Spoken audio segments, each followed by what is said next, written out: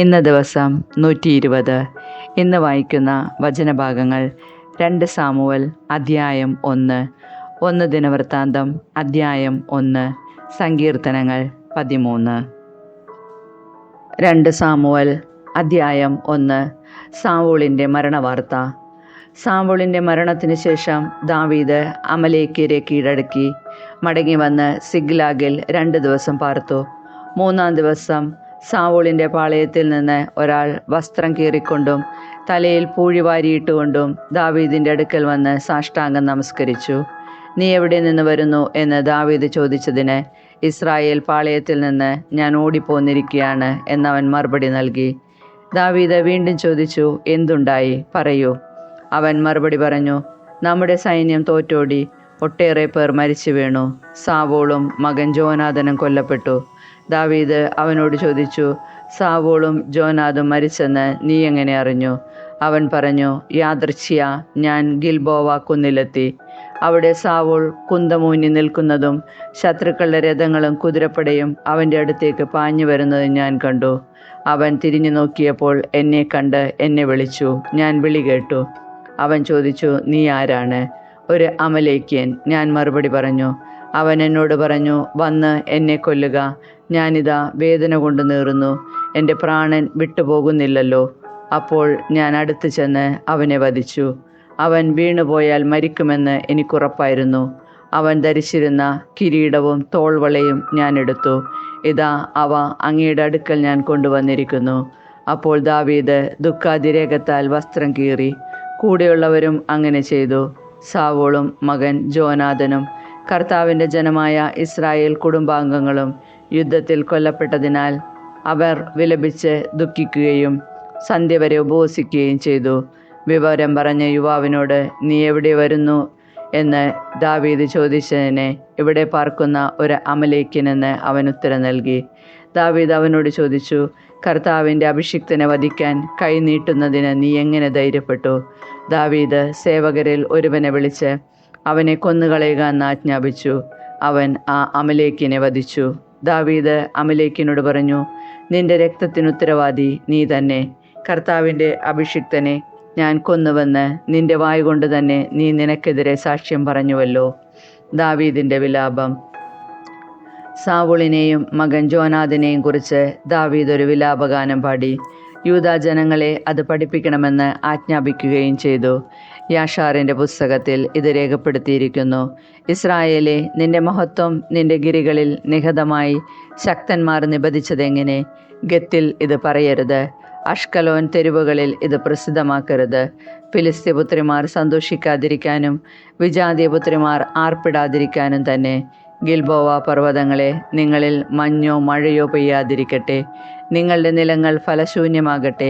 എന്തെന്നാൽ അവിടെയല്ലോ ശക്തന്മാരുടെ പരിച അവഹേളിക്കപ്പെട്ടത്. അവിടെയല്ലോ സാവൂളിൻ്റെ പരിച എണ്ണ പുരട്ടാതെ കിടന്നത്. നിഹതന്മാരുടെ രക്തത്തിൽ നിന്നും ശക്തന്മാരുടെ മേധസ്സിൽ നിന്നും ജോനാഥൻ്റെ വില്ല് പിന്തിരിഞ്ഞില്ല.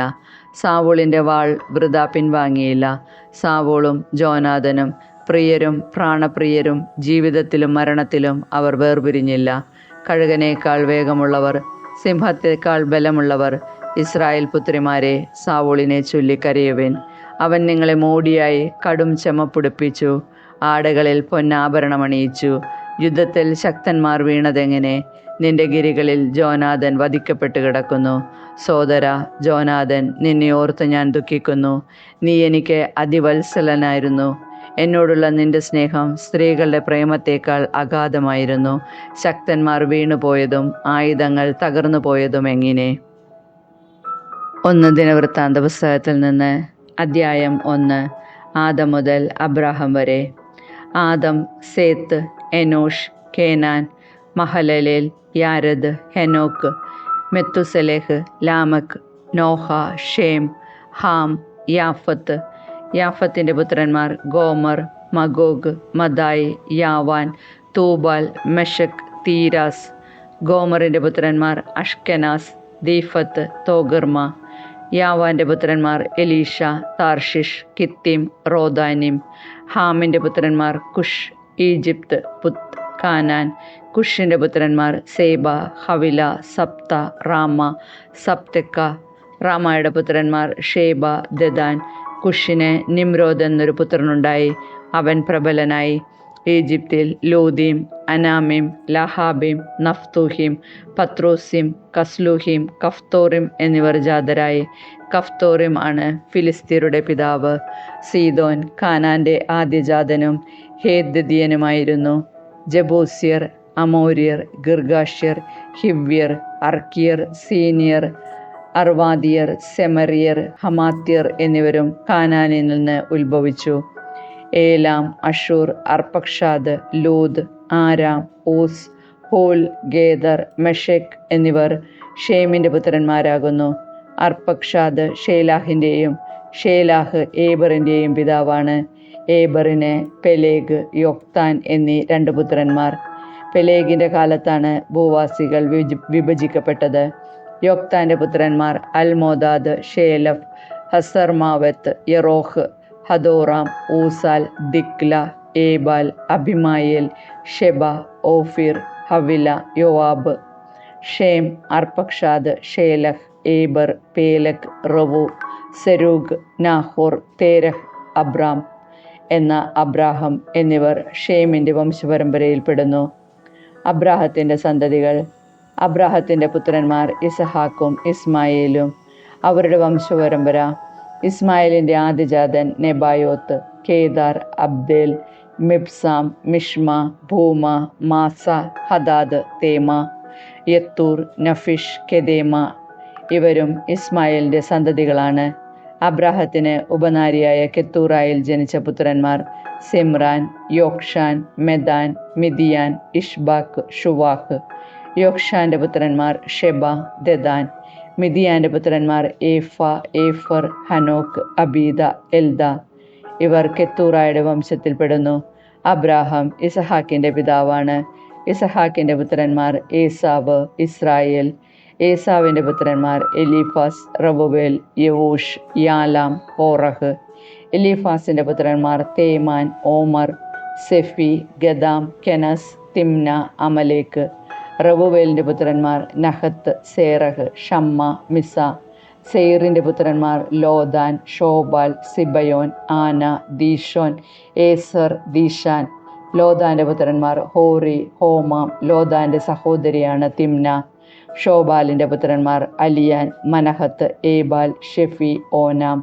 സിബയോൻ്റെ പുത്രന്മാർ അയ്യ, ആന. ആനയുടെ പുത്രനാണ് ദീഷോൻ. ദീഷോൻ്റെ പുത്രന്മാർ ഹംറാൻ, എഷ്ബാൻ, ഇത്രാൻ, കെറാൻ. ഏസറിൻ്റെ പുത്രന്മാർ ബിൽഹാൻ, സാവാൻ, യാക്കാൻ. ദീഷാൻ്റെ പുത്രന്മാർ ഊസ്, ആരാൻ.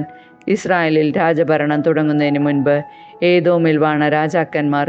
ബയോറിൻ്റെ മകൻ ബേല. ഇവൻ ദിൻഹാബ പട്ടണക്കാരനായിരുന്നു. ബേലായുടെ മരണത്തിന് ശേഷം ബൊസ്രക്കാരനായ സേറഹിൻ്റെ മകൻ യോവാബ് ഭരണമേറ്റു. യോവാബ് മരിച്ചപ്പോൾ തേമാൻ വംശരുടെ നാട്ടിൽ നിന്നുള്ള ഹൂഷാം രാജാവായി. ഹൂഷാമിൻ്റെ മരണത്തിന് ശേഷം ഒദാദിൻ്റെ പുത്രൻ ഹദാദ് ഭരണമേറ്റു. അവിത്ത് പട്ടണക്കാരനായ ഇവൻ മൊവാബ് ദേശത്ത് വെച്ച് മിദിയാനെ തോൽപ്പിച്ചു. ഹദാദിന് ശേഷം മസ്രേക്കാക്കാരൻ സംല രാജാവായി. സംലയ്ക്ക് ശേഷം യൂഫ്രട്ടീസ് തീരപ്രദേശമായ റഹോബാത്ത് പട്ടണത്തിൽ നിന്നുള്ള സാവൂൾ ഭരണമേറ്റു. സാവൂൾ മരിച്ചപ്പോൾ അക്ബോറിൻ്റെ മകൻ ബാൽഹനാൻ രാജാവായി. ബാൽഹനാൻ മരിച്ചപ്പോൾ പായ്പട്ടണത്തിൽ നിന്നുള്ള ഹദാദ് രാജാവായി. മെസഹാബിൻ്റെ പൗത്രിയും മാത്രേദിൻ്റെ പുത്രിയുമായ മെഹത്താബലായിരുന്നു അവൻ്റെ ഭാര്യ. ഹദാദിൻ്റെ മരണത്തിന് ശേഷം ഏദോമിൽ വാണ പ്രഭുക്കന്മാർ തിമ്ന, അലിയ, യാദേത്ത്, ഒഹോലിബാമ, ഏല, പിനോൻ, കെനസ്, തേമാൻ, മിബ്സർ, മഗ്ദിയേൽ, ഈറാം. ഇവർ ഏദോമിലെ പ്രമുഖരായിരുന്നു. സങ്കീർത്തനങ്ങൾ 13. ദുഃഖിതൻ്റെ പ്രാർത്ഥന. കർത്താവേ, എത്ര നാൾ അങ്ങെന്നെ മറക്കും? എന്നേക്കുമായി എന്നെ വിസ്മരിക്കുമോ? എത്ര നാൾ അങ്ങയുടെ മുഖം എന്നിൽ നിന്ന് മറച്ചു പിടിക്കും? എത്ര നാൾ ഞാൻ വേദന സഹിക്കണം? എത്ര നാൾ രാപ്പകൽ ഹൃദയവ്യത അനുഭവിക്കണം? എത്ര നാൾ എൻ്റെ ശത്രു എന്നെ ജയിച്ചു നിൽക്കും? എൻ്റെ ദൈവമായ കർത്താവേ, എന്നെ കടാക്ഷിച്ച് ഉത്തരമരുളണമേ. ഞാൻ മരണനിദ്രയിൽ വഴുതി വീഴാതിരിക്കാൻ എൻ്റെ നയനങ്ങളെ പ്രകാശിപ്പിക്കണമേ. ഞാൻ അവനെ കീഴ്പ്പെടുത്തി എന്ന് എൻ്റെ ശത്രു പറയാൻ ഇടയാക്കരുതേ. ഞാൻ പരിഭ്രമിക്കുന്നത് കണ്ട് എൻ്റെ ശത്രു ആനന്ദിക്കാൻ ഇടവരുത്തരുതേ. ഞാൻ അവിടുത്തെ കരുണയിൽ ആശ്രയിക്കുന്നു. എൻ്റെ ഹൃദയം അങ്ങയുടെ രക്ഷയിൽ ആനന്ദം കൊള്ളും. ഞാൻ കർത്താവിനെ പാടി സ്തുതിക്കും. അവിടുന്ന് എന്നോട് അതിരറ്റ കരുണ കാണിച്ചിരിക്കുന്നു.